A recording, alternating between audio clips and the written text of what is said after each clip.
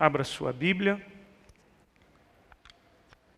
Eu indico e eu recomendo que você posteriormente leia todo o capítulo 15 da Epístola de Paulo aos Coríntios, todo o capítulo 15. Hoje eu lerei até o versículo 1 ao versículo 19, ok?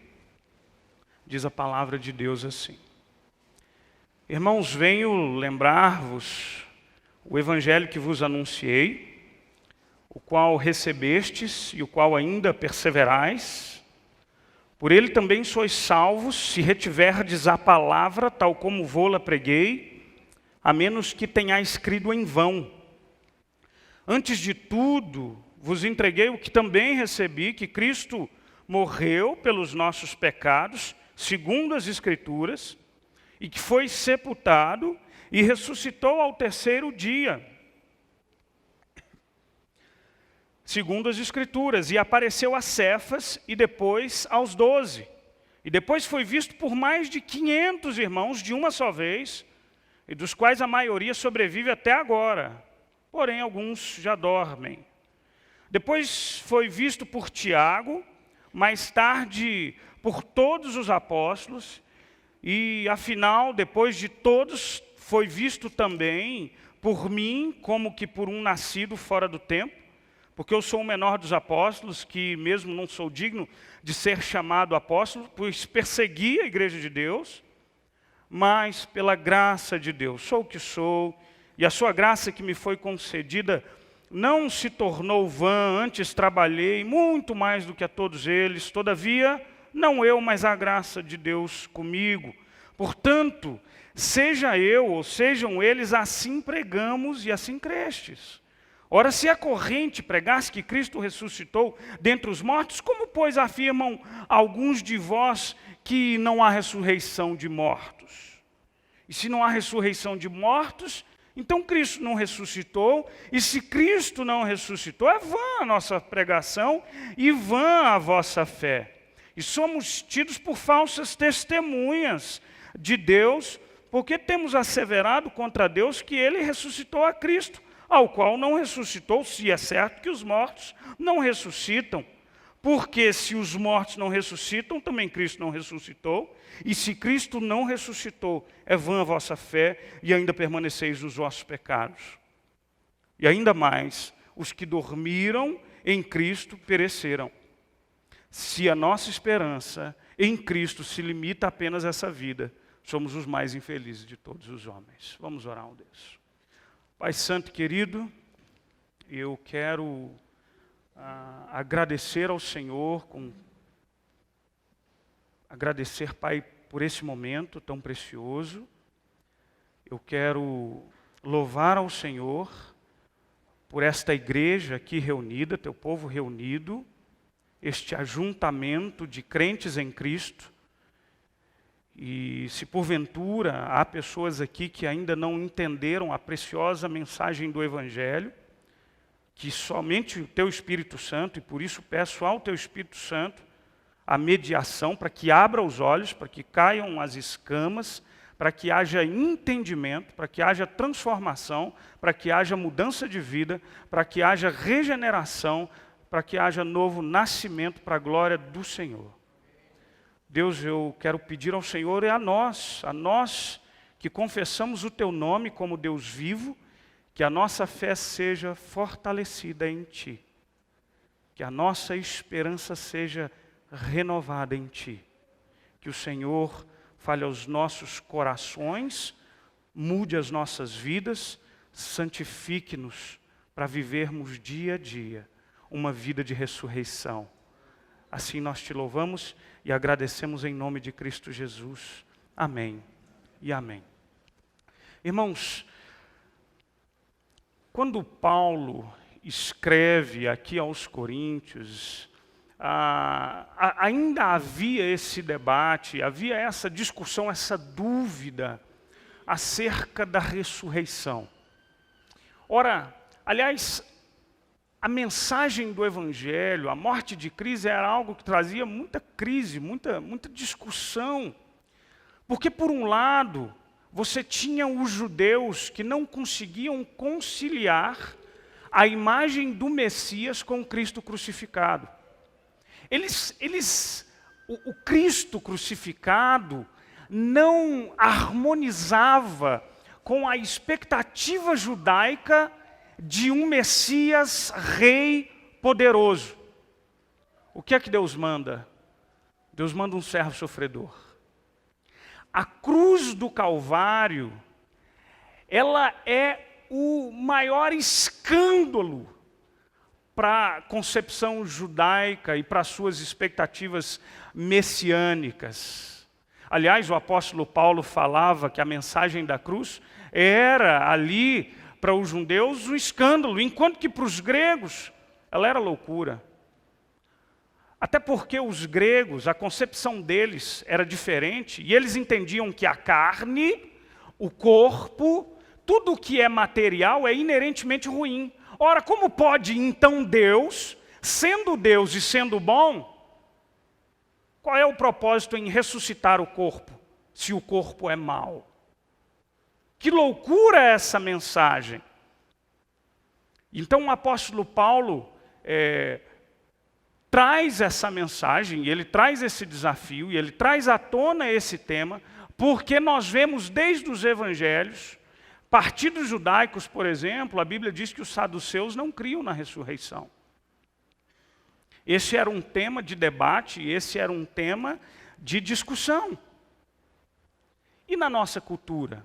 Eu acho que, se por um lado a nossa cultura ela é influenciada, aquilo que a gente chama de modernidade, ela é influenciada por uma mentalidade em que se compreende, que se entende, foi nos dito que ciência é tudo aquilo que pode ser provado, repetido, não é? A concepção de ciência é uma concepção bem mecânica e positivista, sim. Você tem que provar, mostrar, você pode, e se é verdade, você pode reproduzir isso. E quando nós lidamos com o Evangelho, e quando a gente lidar com um Deus que é criador de todas as coisas, e que Ele mesmo é o criador dessas leis universais, Ele mesmo não está preso a elas. Porque Ele mesmo pode quebrar essas leis a fim de que o milagre aconteça. Esse nosso Deus não está aprisionado às nossas limitações físicas, humanas, geográficas, sejam quais forem. E é por isso, pelo poder de Deus e do Espírito Santo, que o Cristo, que foi assolado e morto na cruz do Calvário, ressuscitou ao terceiro dia. E eu quero conversar com vocês aqui, mostrar para vocês muitas evidências da ressurreição de Cristo. Porque a ressurreição é um ponto basilar da nossa fé cristã. E aqui o apóstolo Paulo diz que se Cristo não ressuscitou, é vã a nossa fé. Se Cristo não ressuscitou, os seus pecados não foram perdoados. Se Cristo não ressuscitou, não há esperança da glória. Se Cristo não ressuscitou, tudo que se tem nessa vida é esse espaço de tempo entre o nascer e o morrer. É isso que te resta. Quando a gente olha, por exemplo, para as evidências da ressurreição, a gente pode olhar para muitas delas. Você pode olhar para as próprias evidências bíblicas. A Bíblia e o Antigo Testamento anunciavam a morte de Cristo, por exemplo, a vinda desse Messias. Quando a gente olha, por exemplo, para o texto de Isaías 53, que para mim é um dos textos mais impressionantes por causa da riqueza de detalhes com que se retrata a vinda do Messias e a sua morte. Irmão, só para que você tenha uma ideia, o texto que Isaías escreve no capítulo 53 tem cerca de 700 anos antes da morte de Cristo. Isaías dizia assim: todos nós andávamos desgarrados como ovelhas, cada um se desviava pelo caminho, mas o Senhor fez cair sobre ele a iniquidade de todos nós. Ele foi oprimido, humilhado, mas não abriu a boca, como o cordeiro foi levado para o matadouro. E como ovelha muda perante os seus tosqueadores, ele não abriu a boca. Por juízo opressor foi arrebatado de sua linhagem, quem dela cogitou?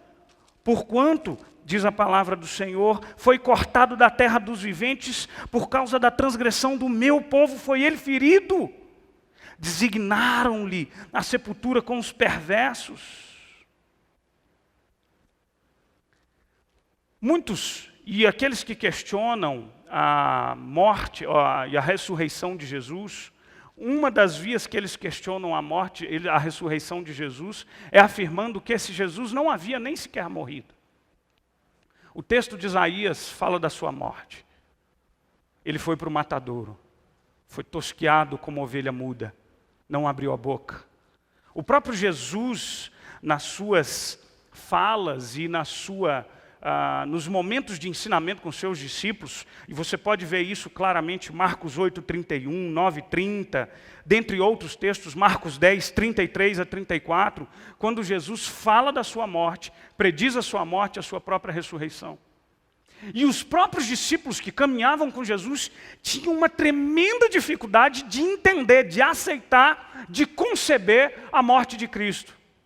Porque a sua mentalidade, a sua cosmovisão, a sua compreensão estava muito inserida naquele contexto. Aquela dificuldade de aceitar um Messias sofredor, tanto é que Pedro questiona Jesus e repreende Jesus por conta do anúncio da sua morte de cruz. Jesus o repreende veementemente. Arreda-te, Satanás. Quando a gente olha, por exemplo, para evidências naturais, aqueles que afirmam que Jesus não morreu, vocês dizem aí que Cristo ressuscitou, na verdade ele não morreu. Esse é um dos argumentos, isso é uma das falas na boca daqueles que desacreditam na ressurreição de Jesus Cristo. Deixa eu te dizer uma coisa. A crucificação era a mais rigorosa pena capital imposta pelo Império Romano. A crucificação era o rito mais tenebroso e perverso que a humanidade pôde ver. Ela começava com um ritual lento de açoites, de chibatadas, de uma espécie de um chicote cujas pontas tinham pedaços de osso que adentravam a carne daquele que era dilacerado pelas chicotadas. Muitos daqueles réus já faleciam e padeciam na primeira sessão de açoites ali. Os carrascos alternavam-se para que o suplício não perdesse a sua constância. Um de um lado e outro de outro. Caso o condenado sobrevivesse a esse tenebroso suplício, ele passaria para uma próxima fase, como foi no caso de Jesus, onde se colocaria uma pesada cruz sobre seus ombros. A cruz que era um sinal de absoluto escárnio. Eu fico imaginando algo que se assemelhe, como por exemplo, eu fico imaginando talvez as penas de morte em países como a China, em que um condenado à morte, a família dele é obrigada a pagar a própria bala que ele vai ser ali morto. Jesus teve que carregar a sua própria cruz, aquela pesada cruz, em uma caminhada terrível na sua via crucis. Antes de começar essa caminhada tenebrosa, ele recebe a sua coroa de espinhos para acrescentar à sua dor o escárnio daqueles que riam dele e daqueles que jogavam sobre ele o peso da sua acusação. Rei dos judeus, toma aí a tua cruz. Nessa via dolorosa e terrível, por vezes E acontecia comumente que aquele que fora condenado caía com a cruz, que pesava cerca de 50 quilos, e era muito comum que essa cruz quebrasse ossos aqui de sua caixa torácica.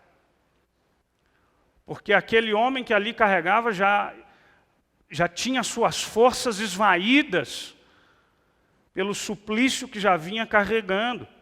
Essa caminhada era cerca de 1,5 km.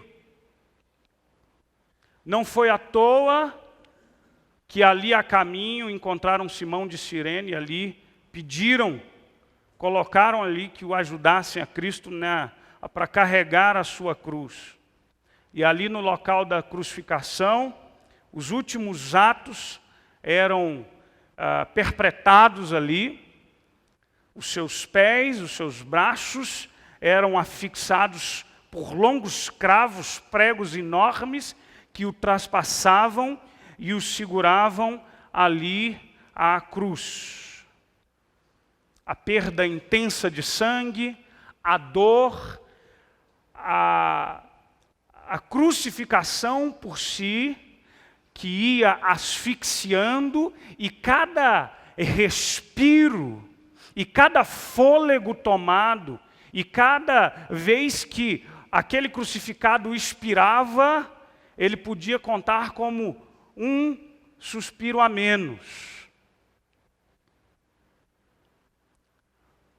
A dor que foi imposta sobre Jesus foi tamanha, porque um crucificado às vezes demorava dias para morrer. Jesus morreu em cerca de 6 horas. E a Bíblia explicita o espanto daqueles que o mataram, por conta da rapidez com que ele morreu. Não me estranha por conta da crueldade que lhe foi imposta ali na cruz do Calvário. Para se certificar da sua morte, o soldado romano ia lá e furava o lado de Jesus, e para que se cumprisse também a profecia, quando era para apressar o processo de morte, quebravam as pernas daquele crucificado, mas de Jesus nem um seu osso foi quebrado, como profecia do Antigo Testamento. O soldado fura ao seu lado, Jesus havia dado o grito: está consumado. Entregou o seu espírito ao Pai, morreu na cruz do Calvário. José de Arimateia foi a Pôncio Pilatos pedir que liberasse o corpo.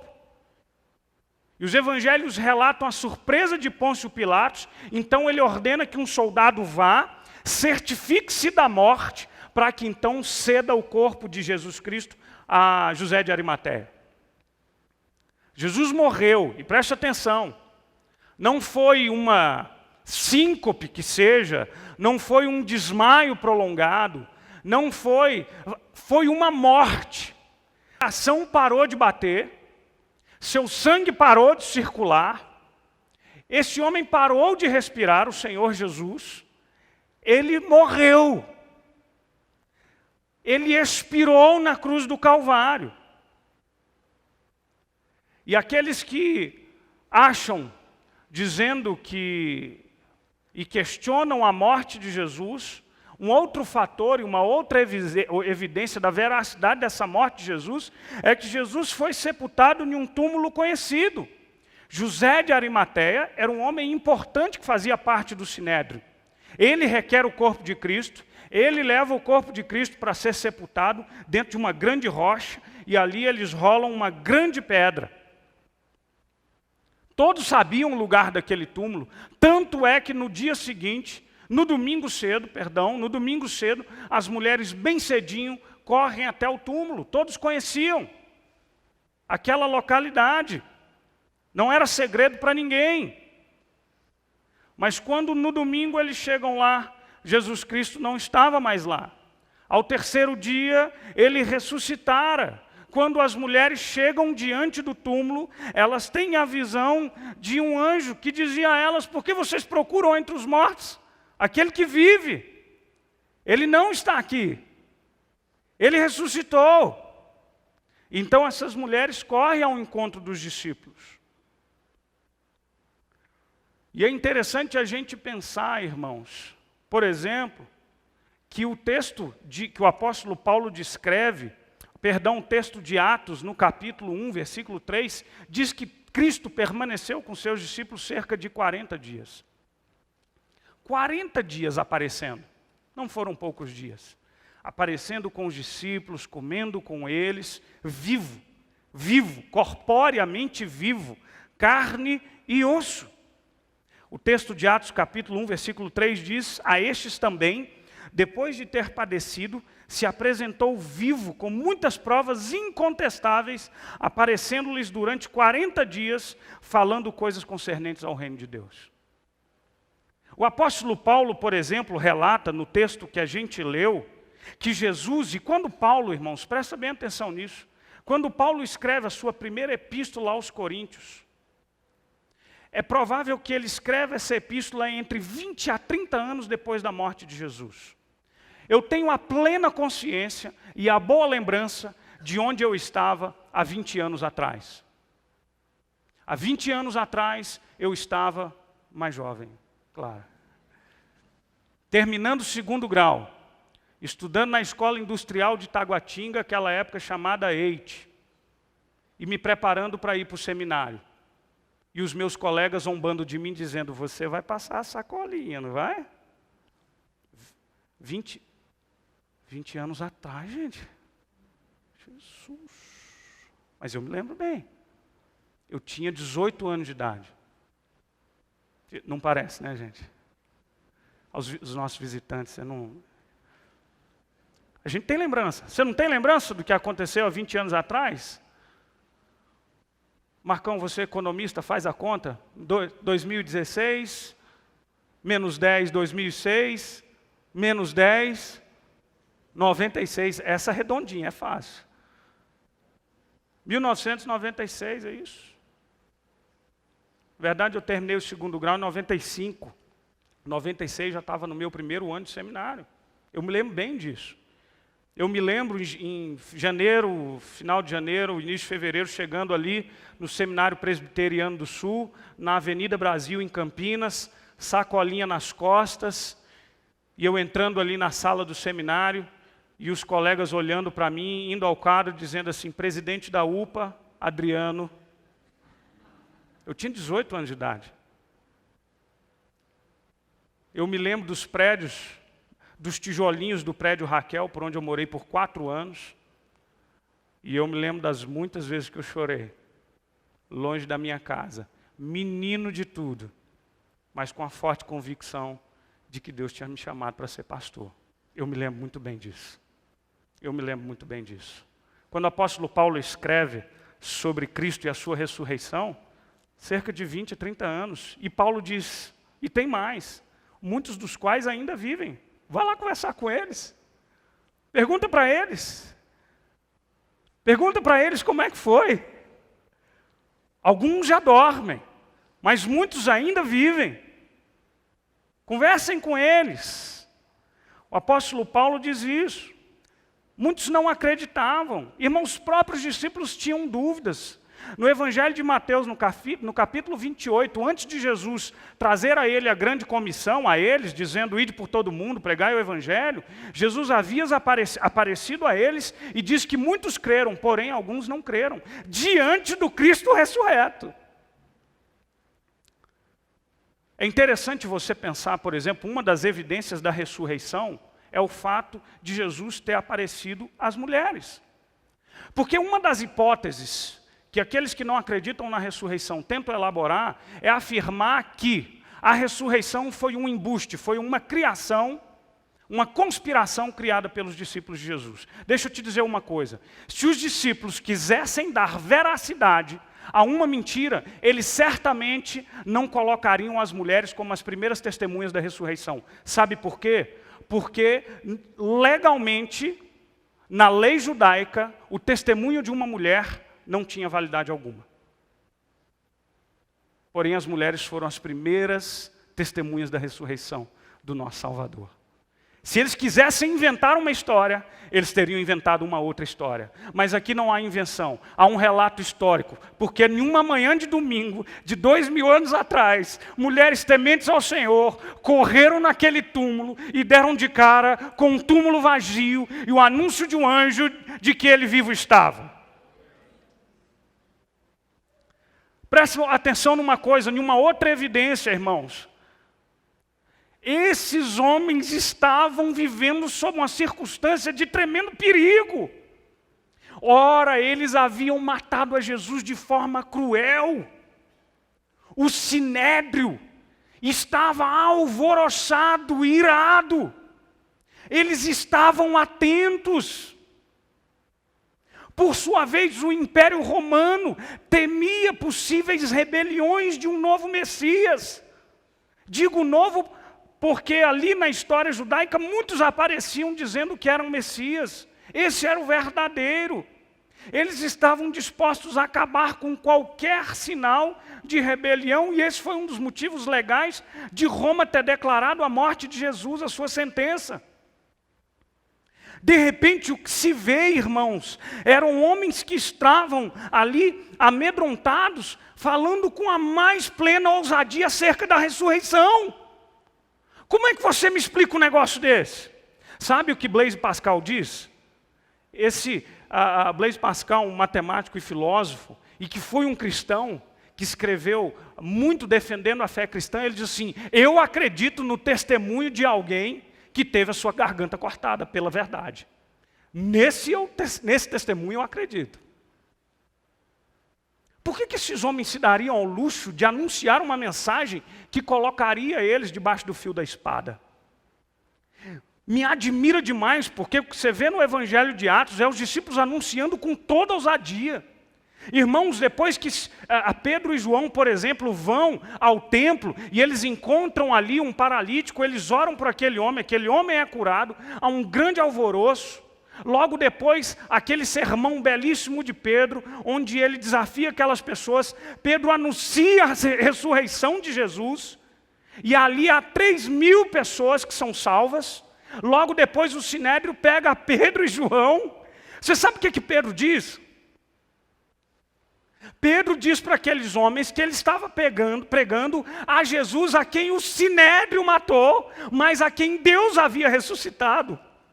Esse homem não parece nem de perto aquele sujeitinho acuado, escondido, negando a Jesus. E então o sinédrio, atordoado, diz assim: nós proibimos vocês de anunciar esse Cristo ressurreto. Pedro diz para eles assim: olha, deixa eu dizer uma coisa para vocês, importa mais agradar a Deus e a homens, e nós não podemos deixar de falar das coisas que vimos e ouvimos. Ele ressuscitou, eu testemunhei, e isso será anunciado, e assim tem sido feito até os dias de hoje. Que ousadia é essa? Você pode me explicar? Que ousadia é essa desses homens? Você quer ver uma outra grande evidência histórica da ressurreição de Jesus Cristo? Você acha que judeus, por exemplo, judeus que haviam sido tão fervorosos seguidores, como foi o caso do apóstolo Paulo, tão diligente ali em seguir a lei, um fariseu comprometido, eles passam a adorar a Deus no domingo. Eles mudam uma tradição milenar, porque agora eles acreditavam que o Messias havia ressuscitado no domingo, e esse é o dia que nós vamos nos reunir para adorar, e ainda assim nós fazemos até os dias de hoje, porque Cristo ressuscitou. Irmãos, muitos, um outro argumento contra a ressurreição, alguns dizem, eles alucinaram. Eles alucinaram. Deixa eu dizer uma coisa para você. Eu sou psicólogo também. E não existe nenhum relato psiquiátrico, e não existe nenhum relato e nenhum manual de doenças psiquiátricas ou desordens psiquiátricas que relate uma alucinação que dure 40 dias. E tem mais. Nenhuma alucinação, não se tem notícia, a não ser que induzido por droga, que você tome um santo daime, que você faça uso de LSD, Fora isso, sob as condições normais, alucinações elas são individuais. O apóstolo Paulo diz que Jesus, dentre outras aparições, apareceu de uma só vez para 500 pessoas. 500 pessoas! Portanto, dizer que foi alucinação é um argumento que nem do ponto de vista científico cola. De jeito nenhum. De forma alguma. Por que eu estou dizendo tudo isso aqui? Porque a gente afirma até hoje, porque a gente crê, porque a gente vive e baliza a nossa fé pela ressurreição do Cristo de Deus. E aí eu quero partilhar com vocês algumas lições importantes dizendo o seguinte: o que significa ressurreição para nós? Qual é o significado da ressurreição para nós? E o primeiro deles é: a ressurreição significa que a obra redentora de Deus sobre as nossas vidas, ela é plena e ela é cabal. Olha o que eu quero dizer com isso, por exemplo, nos versículos 20 e 21 do capítulo 15 da primeira epístola de Paulo aos Coríntios. Mas de fato Cristo ressuscitou dentre os mortos, sendo ele as primícias dos que dormem, visto que a morte veio por meio de um homem, também por um homem veio a ressurreição dos mortos. Eu quero que você entenda uma coisa. A Bíblia relata o pecado original. Deus criou a mim e a você, Deus criou o ser humano de forma perfeita, harmônica. O nosso habitat natural era um jardim. A relação do homem com Deus era uma relação direta com o Senhor. Mas o pecado adentra a nossa história. E o pecado macula a nossa história. E o pecado distorce o plano original de Deus. E a Bíblia diz que o salário do pecado é a morte. E deixa eu te dizer uma coisa. A morte não só na morte enquanto cessação da vida, mas a morte enquanto tudo aquilo que nos separa de Deus e é antagônico à própria vida. É o pecado que gera injustiça no mundo. Sim, quando eu pego lá o Correio Brasiliense e uma das notas de destaque é um marido que matou na frente da filha a sua esposa com 20 facadas. Eu fico pensando, como é possível? Como pode? A que ponto que a gente chega? Quais são ou quais seriam os limites da maldade humana? Aí eu sou lembrado, todos os tempos pela Bíblia, que o salário do pecado é a morte.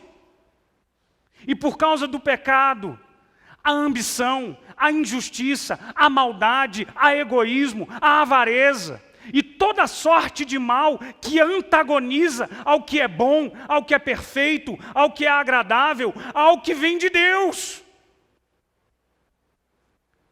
Então, quando o pecado adentra o mundo, o Senhor lá no Éden mesmo estabelece um plano redentor. Ele anuncia que aquela história não ficaria ali, sabe por quê? Porque os propósitos de Deus não são frustrados. Não são frustrados. E então ele estabeleceu que a semente da mulher pisaria na cabeça da serpente. E esse mundo veio Jesus de Nazaré.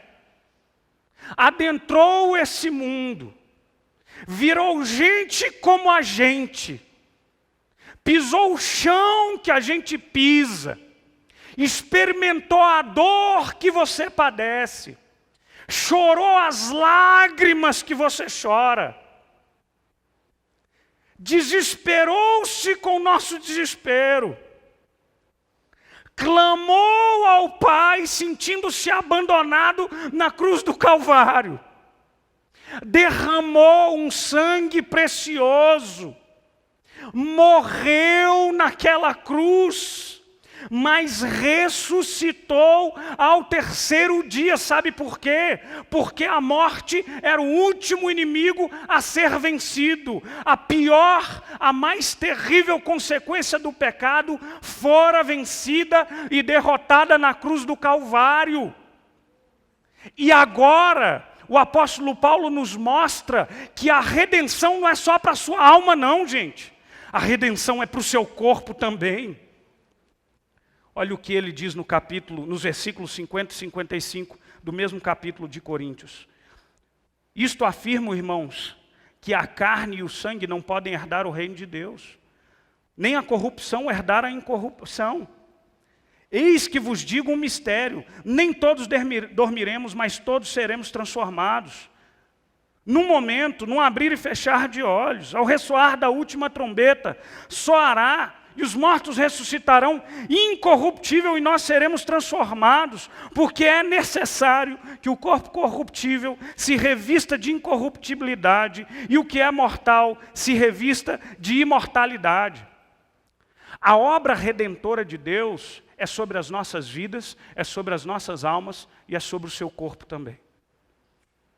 Sabe por quê? Porque este corpo que nós vivemos, é santuário de Deus, foi criado por Ele, e padece e geme as dores do pecado. Esse corpo envelhece, esse corpo sente, esse corpo adoece, esse corpo padece, mas esse corpo que morrerá, porque um dia o fôlego de vida sairá dele. Um dia, e o Senhor sabe esse dia, ao ressoar da última trombeta, o seu corpo que padeceu será milagrosamente reunido, transformado, glorificado, e você receberá um corpo incorruptível em lugar daquele que era corruptível. Você receberá um corpo imortal no lugar daquele que é mortal. Você receberá um corpo glorioso no lugar daquele corpo que padece. Assim nós ressuscitaremos, porque Deus nos ama a tal ponto de que a sua ressurreição, ela é completa, ela é cabal, ela é absoluta. Ele salva as nossas vidas, Ele salva as nossas almas, Ele salva o nosso corpo, porque assim Ele criou. Olha para o Gênesis e olha para o Apocalipse. O Gênesis começa com a criação de um jardim, com a criação da cidade, do lugar de Deus. E o Apocalipse termina dizendo que essa cidade de Deus voltará. Voltará. E diz a Bíblia que Ele enxugará dos olhos todas as lágrimas. E diz a Bíblia que nem eu nem você precisaremos nem do sol, porque Ele mesmo é a nossa luz. E nós habitaremos com Ele. E nós o veremos como Ele é. E você um dia será aquilo que Deus criou você para ser. Na ressurreição. E é por isso que Cristo ressuscitou. Porque a obra redentora de Deus, ela há de ser cabal, total e plena. Mas a ressurreição também nos garante uma vida nova e vitoriosa sobre o pecado. Irmãos, quando eu disse aqui que o salário do pecado é a morte, e a morte em todas as suas nuances e desdobramentos, preste atenção, irmãos, a vida cristã não é uma vida de alienação. Eu acho que durante muito tempo, muitas igrejas anunciavam o Evangelho, a vida cristã, como se fosse sinônimo do bom morrer. Olha, você vive a sua vida se preparando para morrer. O cristianismo parecia ser sinônimo de uma boa morte, tão somente. O cristianismo é muito mais do que isso. O cristianismo é sinônimo de uma vida de ressurreição. E você sabe o que é uma vida de ressurreição? É uma vida renascida em Cristo. E uma vida que recebe, pelo poder do Espírito Santo, a capacidade de vencer as consequências do mal no próprio corpo e na própria vida. E esse mal se chama pecado. Sabe o que o apóstolo Paulo diz lá em Romanos capítulo 6? Ele diz assim: mas a graça Mas graças a Deus, porque outrora escravos do pecado, contudo, viestes a obedecer de coração à forma de doutrina que fostes entregues, e uma vez libertos do pecado, fostes feitos servos da justiça. Falo como homem por causa da fraqueza da vossa carne. Assim como oferecestes os vossos membros para a escravidão da impureza e da maldade, para a maldade, assim oferecei agora os vossos membros para servirem à justiça, para a santificação, porque quando erais escravos do pecado, estáveis isentos em relação à justiça.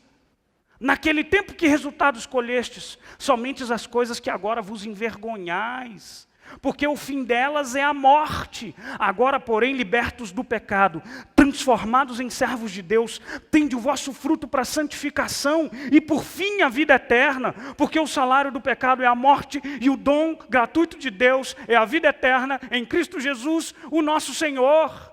Essa é a dinâmica da vida em ressurreição. Essa nova vida em Cristo nos ensina que o pecado ao qual eu era escravo há um tempo atrás, porque eu não o percebia como pecado, eu não o sentia como pecado, eu não vivia como pecado. Mas quando a graça alcança, o Deus que é santo nos regenera, as escamas caem dos nossos olhos, a gente se envergonha daquilo que outrora fazia e a gente passa a desejar uma vida nova. Eu já contei para vocês e eu jamais vou esquecer disso. Em 1992, eu estou ficando velho mesmo, foi quando se deu a minha conversão. E pela graça de Deus eu fui alcançado por esse amor, porque não havia evangelho no meu lar absolutamente nenhum. Ao Senhor me aprove levar para um acampamento lá de jovens, de adolescentes. Gente, como é que era o nome do lugar? Esqueci, estou ficando velho mesmo. Vou lembrar o nome depois, não posso esquecer. E no meio daquele culto, de repente, eu oro a Deus e eu digo, não, aquela graça irresistível foi arrebentando o meu coração e me levou a fazer a mais bela, a mais profunda, a mais poderosa oração que eu fiz na minha vida, dizendo, Senhor, se o Senhor existe, por favor, adentra na minha vida. E naquele exato, instantâneo momento, eu passei a chorar copiosamente, e o que me chamava a atenção era que bem naquele exato momento, a minha oração era uma só: perdão, perdão, perdão. Por que eu estou pedindo perdão? Eu não sei. Mas o que eu vim a entender depois é que quando esse Espírito Santo entra na gente, ele fez de mim uma nova criatura e me transformou de tal forma que agora aquele pecado que eu nem entendia como pecado que era, ele me envergonhava e me fazia mal, e a minha oração era perdão. É isso que Deus faz com a gente, ele nos liberta do jugo do pecado. O apóstolo Paulo diz que nós não estamos debaixo da escravidão do pecado. Nós fomos libertos pela graça. Mas o pecado ainda está aí, e ainda está aqui. E ele luta contra a gente. O apóstolo Paulo fala dessa luta ferrenha, mas nós que vivemos uma vida de ressurreição todos os dias, a gente precisa lutar contra esse pecado. Mas todos os dias, quando o meu pecado vem, e ele me derruba, e ele me frustra, e ele me magoa, e ele me entristece, e eu fico frustrado. Aí eu olho para a cruz do Calvário, e eu lembro que o meu Cristo é vivo e ressurreto, e eu posso vencer esse pecado. E eu posso vencer esse pecado. E o desejo mais profundo das nossas almas precisa ser viver uma nova vida em Cristo Jesus, porque a você já foi dado esse novo fôlego de vida. E essa vida precisa resplandecer onde quer que você for, o que quer que você fizer. Essa vida precisa resplandecer na sua vida. É o que o apóstolo Paulo fala em Efésios. Você foi salvo pela graça, não foram os seus méritos, e agora ande de modo digno para o evangelho que você foi chamado. Faça isso. Vive essa nova vida, se dispa, arranque de você o velho homem e se revista do novo homem, da nova criatura que você é. pecado a graça e a morte, a ressurreição de Cristo nos liberta deste pecado. Te dá uma oportunidade de uma nova vida. Uma outra lição acerca da ressurreição é que a ressurreição significa que a pior e a mais dolorosa consequência do pecado já não prevalecerá sobre a sua vida. A morte. Deixa eu te dizer uma coisa, e eu quero que você pense bem nisso. Há alguns meses atrás, acho que final do ano passado, eu fui a um velório de uma moça, eu não a conhecia, eu conheci os seus familiares. Ela vinha de um lar, não é cristão, não que eu saiba, mas eu fui para ali oferecer um apoio, estender ali um consolo para aquela família, para os meus amigos. Essa moça, e normalmente quando são casos, essa moça suicidou-se. E quando é caso de suicídio, especialmente, gera um constrangimento. Eu já vi outras histórias semelhantes a essa. E havia aquele constrangimento, aquela situação. E a história daquela moça era uma história muito triste.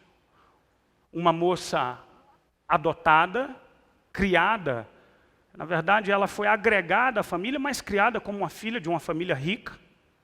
Ela é uma moça proveniente de um lar humilde, que sempre teve tudo, mas que a vida sempre foi um peso para ela. Havia históricos e relatos de tentativas de suicídio anteriores.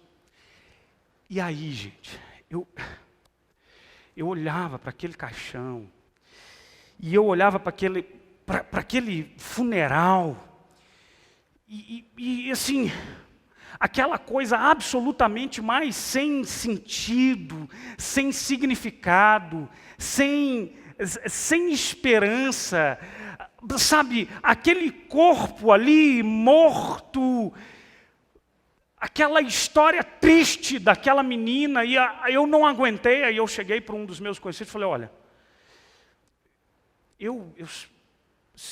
não se sintam pressionados, eu só quero dizer que se precisar, eu posso dar uma palavra aqui, se vocês entenderem que é importante. A família ali se reuniu alguns minutos, eles pediram para que eu falasse alguma coisa. E aí, diante daquele corpo morto, o que mais eu posso falar, senão uma mensagem de esperança para aqueles que estão aqui? Para os vivos. Gente, porque eu fico olhando para o que o Paulo diz, falou, se a ressurreição de Cristo não aconteceu, você é o mais infeliz, que vida estúpida é a sua?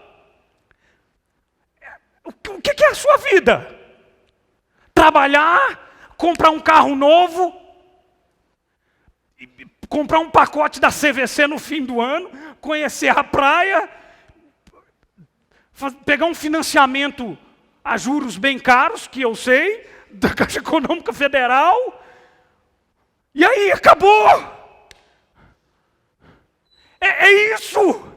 Me diz. É isso que é só isso? A vida se resume nisso aqui. Não, para mim não.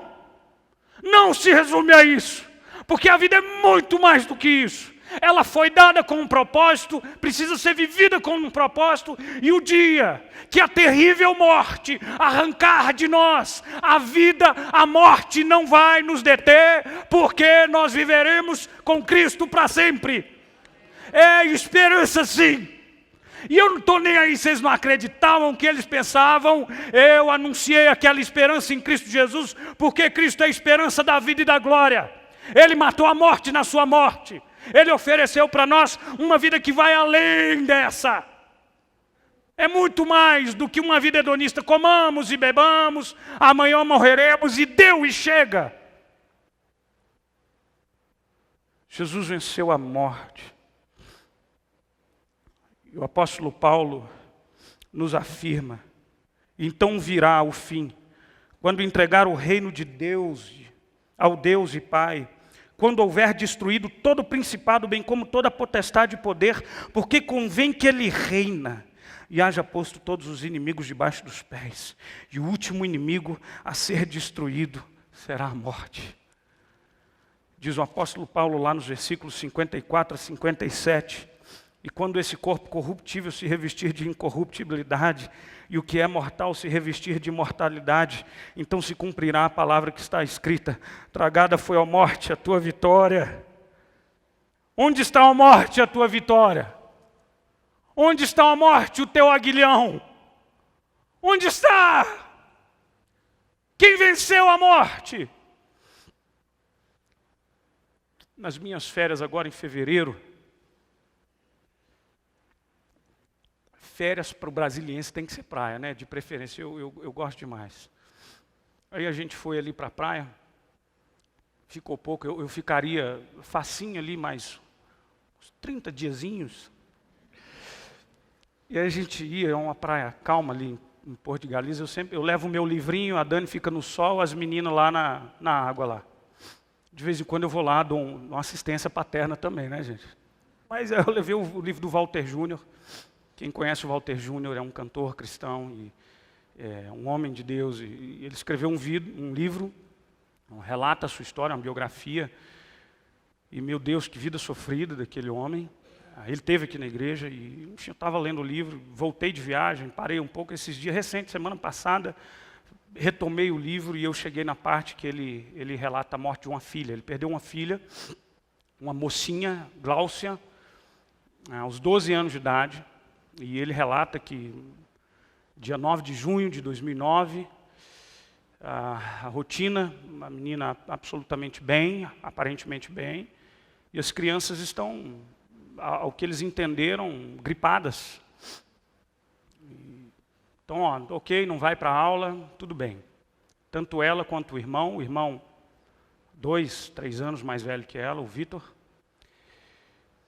E essas crianças não melhoram, eles levam as crianças ao hospital, e eles dão uma bezetacil para a menina, para a Gláucia, ela volta para casa, não melhora, eles ficam preocupados, levam ao hospital, e eles chegam às 18 horas, 6 da tarde no hospital, para nunca mais voltar. Essa menina pegou um vírus mortal, eu achava até que era meningite, e ele não relata isso no livro, e foi algo, um vírus oportuno, e que não achou os anticorpos necessários, ou que lutassem contra aquela enfermidade. E aquele pai conta no livro, e a coisa vai piorando, os médicos vão atualizando, dizendo, ela não está bem, e aquela menininha, de madrugada, do dia 10 de junho de 2009, expira. Então vem um médico, um amigo, chorando, dizendo, ela não sofreu, mas ela partiu. O que você imagina que é a dor de um pai? Uma menina linda, de 12 anos de idade. Fala para mim. Você é capaz de mensurar uma dor dessa? Eu não sou. E ele então conta as suas crises, as suas lutas. Mas me chama a atenção uma coisa. Me chama a atenção. Que maior do que a dor da morte é a esperança da vida. Meu Deus. Aí eu ligo para ele essa semana, porque a mocidade vai ter uma programação para convidá-lo. E eu disse, Walter, eu li o seu livro.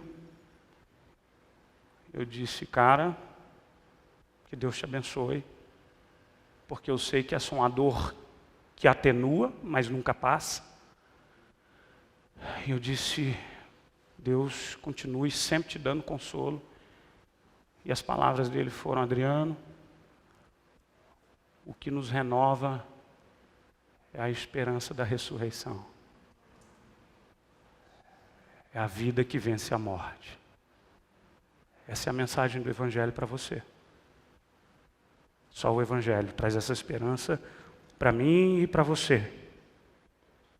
Mas presta atenção também, e aí eu partilho com você mais uma lição. A minha última aqui. A ressurreição de Cristo nos garante não só esperança na vida do porvir, mas nos garante uma esperança inabalável para hoje. Eu já disse que a vida cristã não é a arte do bom morrer. Sabe o que diz a Bíblia? Jesus, próximo da sua morte, nos seus sermões de despedida, lá no capítulo 16, ele encerra assim o Evangelho de João, versículo 33, estas coisas vos tenho dito para que tenhais paz em mim. No mundo passais por aflição, mas tende bom ânimo. Eu venci o mundo. Você entende isso? Quantas e quantas situações na vida, gente, nos levam a momentos intensos de dor. O apóstolo Paulo disse que por muitas vezes desesperou-se da vida. Quantas situações adversas, difíceis, incompreensíveis, terríveis, tenebrosas. Mas quando eu olho para a cruz, eu me lembro daquilo que a carta aos Hebreus diz, que o nosso Cristo, ele é um sumo sacerdote, mas que diferente de todos os sumos sacerdotes, ele é um sumo sacerdote que padeceu as minhas dores. Você sabe o que quer dizer? Quer dizer que Deus entende totalmente, completamente, a dimensão da sua dor, o significado do seu lamento. Ele conhece, ele sabe. O apóstolo Pedro, quando escreve ali aquelas igrejas da região da Ásia Menor, ele diz assim no capítulo 1, versículo 3, bendito o Deus e Pai do nosso Senhor Jesus Cristo, que segundo a sua muita misericórdia, nos regenerou para uma viva esperança mediante a ressurreição de Cristo dentre os mortos. É isso. A esperança que nos foi dada, implantada no nosso coração, ela é viva. Ela é inabalável.